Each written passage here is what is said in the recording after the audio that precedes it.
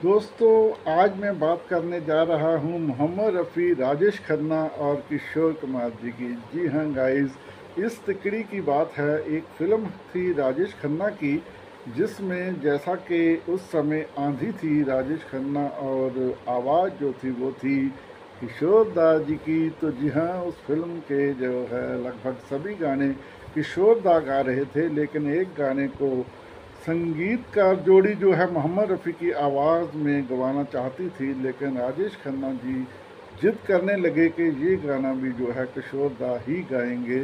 तो संगीतकार जोड़ी अड़ गई दोस्तों, और उन्होंने किसी की नहीं सुनी, ना प्रोड्यूसर की ना हीरो के इन्फ्लुएंस को लिया। उन्होंने अपनी मर्जी से मोहम्मद रफ़ी जी से वो गीत जो है रिकॉर्ड करवाया। और गाइस, राजेश खन्ना जी ने जब वो गाना सुना, क्योंकि वो अपने सभी फिल्मों के गाने जब रिकॉर्ड होते थे तो वो स्टूडियो में पहुंच जाते थे, तो उन्होंने मोहम्मद रफ़ी जी के गाने की भी जो है रिकॉर्डिंग भी देखी और उसका रिज़ल्ट भी सुना, तो वो भी वाह वाह कर उठे थे। ये कौन सा गाना था, कौन सी फिल्म थी, ये किस्सा जानने के लिए बने रहें इस वीडियो के अंत तक। सत श्री अकाल, नमस्कार, आदाब, चढ़ती कला में हो। जी हाँ गाइस, चढ़ती कला में ही रहिए। मैं welcome to Global Bhopal Times channel. मैं आपका हरबिंदर सिंह भोपाल लेकर आया हूँ बॉलीवुड की यादें और बॉलीवुड की अंदर की बातें। तो वीडियो करते हैं शुरू।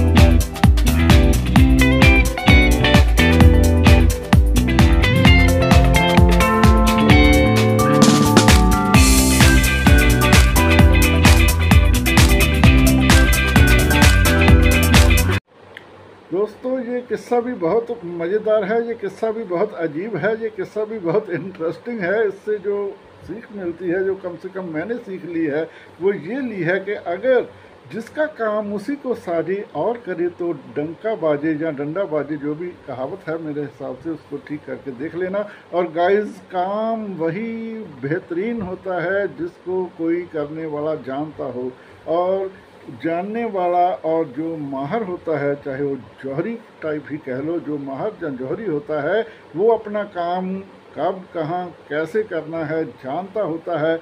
और वो ना तो पैसे का इन्फ्लुएंस लेता है और ना ही किसी की पद या प्रतिष्ठा का इन्फ्लुएंस लेता है।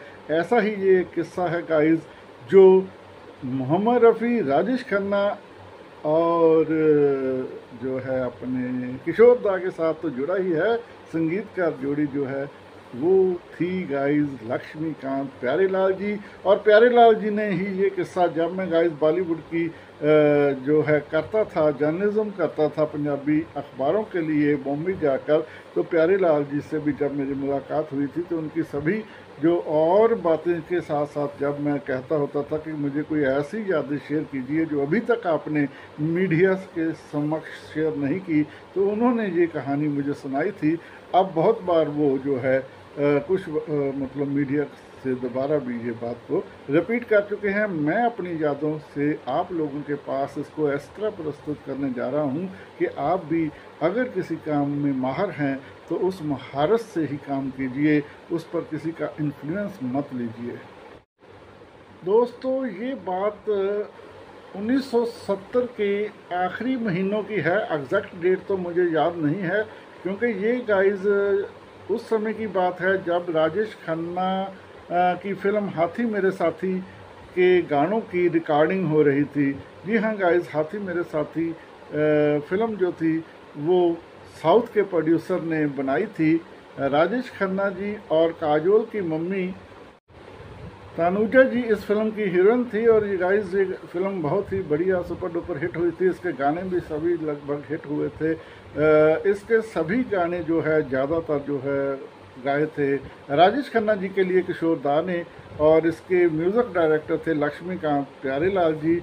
और प्यारेलाल जी, जब मैं 1998 में गया हुआ था मुंबई में फिल्मी जर्नलिज्म के लिए, पंजाबी अखबारों को में आकर ये मेरी जो है इंटरव्यूज़ छपते थे, तो उस समय प्यारेलाल जी मुझे मिले थे, और उन्होंने जो है अपनी सफल अपनी संगीत, अपने गीत और सभी से मैं उनकी लंबी चौड़ी इंटरव्यू की थी और गाइस हर एक से मैं कुछ ऐसी यादें जरूर लेता था जो उन्होंने अभी तक भी मीडिया के समक्ष नहीं बताई होती थी। तब मुझे प्यारेलाल जी ने बताया था कि फिल्म हाथी मेरे साथी की सभी गाने जो है प्रोड्यूसर और फिल्म के हीरो राजेश खन्ना जो उस समय सुपरस्टार थे, उनके कहने पर सभी गाने जो है हमने किशोर दा की आवाज़ में ही रिकॉर्ड किए थे और बेहतरीन हुए थे। वो गाने सभी बेहतरीन रिकॉर्ड हुए थे। लेकिन गाइस एक गाना जब हाथी की हत्या कर दी जाती है तो उस समय जो सैड सॉन्ग था, वो सैड सॉन्ग जो है वो जो था वो मोहम्मद रफ़ी जी की आवाज़ में ही हम चाहते थे, क्योंकि हमने जो म्यूज़िक बनाया था शब्दों के बोलों के ऊपर जो हमने धुन तैयार की थी, जो हमने अरेंज किया था म्यूज़िक, तो वो सब मोहम्मद रफ़ी पर ही फिट होता था। लेकिन गाइस फिल्म के निर्माता तो नहीं जो पर हीरो जो है राजेश खन्ना को जब पता चला कि हम ये गाना मोहम्मद रफ़ी की आवाज़ में रिकॉर्ड करने वाले हैं, तो उन्होंने हमसे अप्रोच की और कहा कि नहीं, ये गाना भी किशोर दा ही गाएंगे।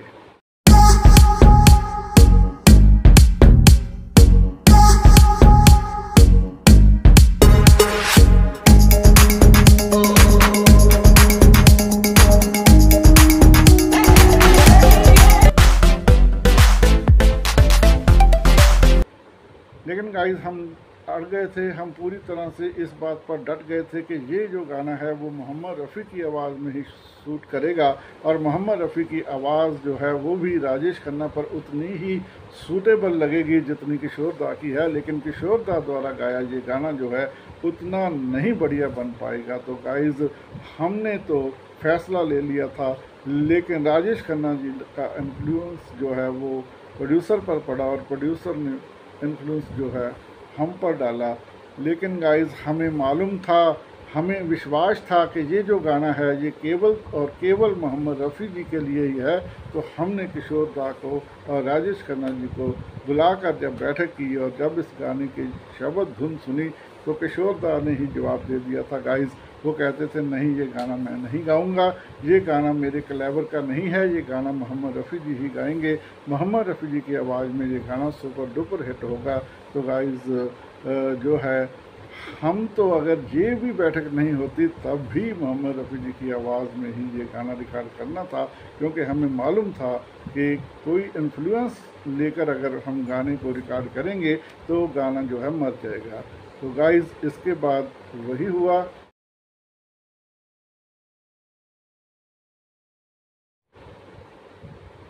जो हम चाहते थे और गाइस हमने ये गीत जो है मोहम्मद रफ़ी जी की आवाज़ में रिकॉर्ड किया।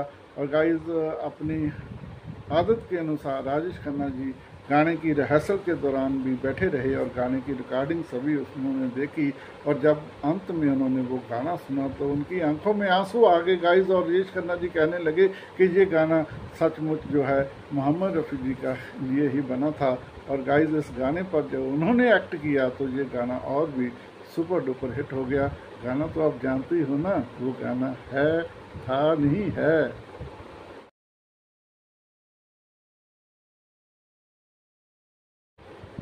नफरत की दुनिया को छोड़कर प्यार की दुनिया में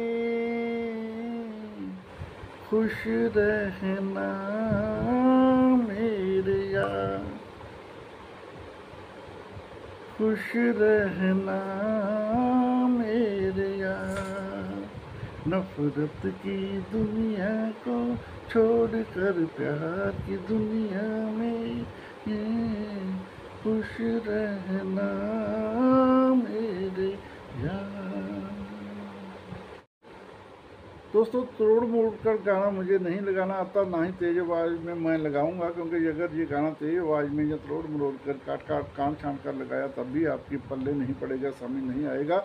और अगर गाना मैं इसको लगाता हूँ, 2-3 लाइनें भी लगा देता हूँ तो हमें जो है वो जो है कॉपीराइट की स्ट्राइक आ जाती है। इसलिए गाइस मैं गाने नहीं लगाता। बहुत सारे लोग लगाते हैं, वीडियो भी लगाते हैं, लेकिन इतनी तेज़ी से लगाते हैं कि पहली लाइन भी नहीं पूरी होने देते, तीसरी आ जाती है, तीसरी आधी पर पाँचवीं आ जाती है।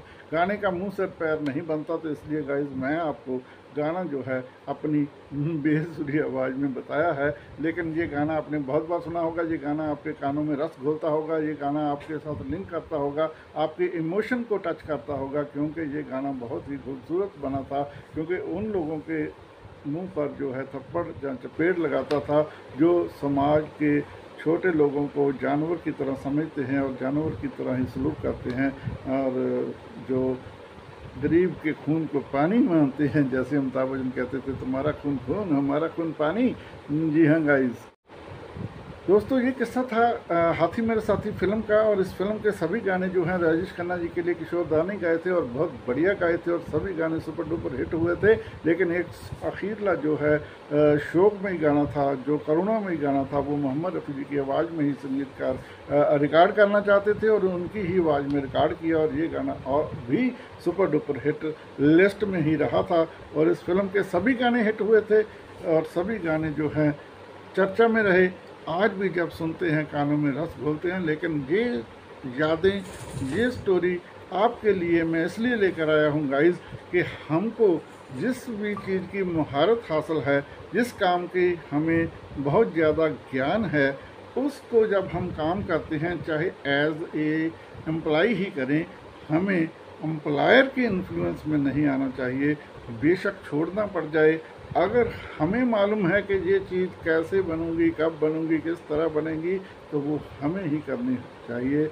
और गाइस, इसका ये मतलब नहीं है कि आप ये कहोगे कि आजकल के पैसे के युग में हम जॉब कैसे छोड़ दें, अगली जॉब नहीं मिलेगी, जॉब नहीं छोड़नी पड़ेगी, क्योंकि जब आप ये काम अपनी जिद से करेंगे तो आपका ये बढ़िया काम जो है वो एम्प्लॉयर को भी इन्फ्लुएंस करेगा, तो एम्प्लॉयर आगे से आपके काम में दखलंदाजी नहीं करेगा। गाइस, हमने भी एक मल्टीनेशनल कंपनी में काम किया था, तो उनके जो बड़े हेड थे वो यही कहते थे जिद करो। जी हाँ, वो कहते थे जिद करो और आगे बढ़ो जिद करके, पर लेकिन जिद किसी गलत चीज़ के लिए नहीं करनी, गलत काम के लिए नहीं करनी। जिद करनी है तरक्की के लिए, जिद करनी है नया करने के लिए, जिद करनी है लोगों को इन्फ्लुएंस करने के लिए, जिद करनी है हमारे प्रोडक्ट को आगे बढ़ाने के लिए।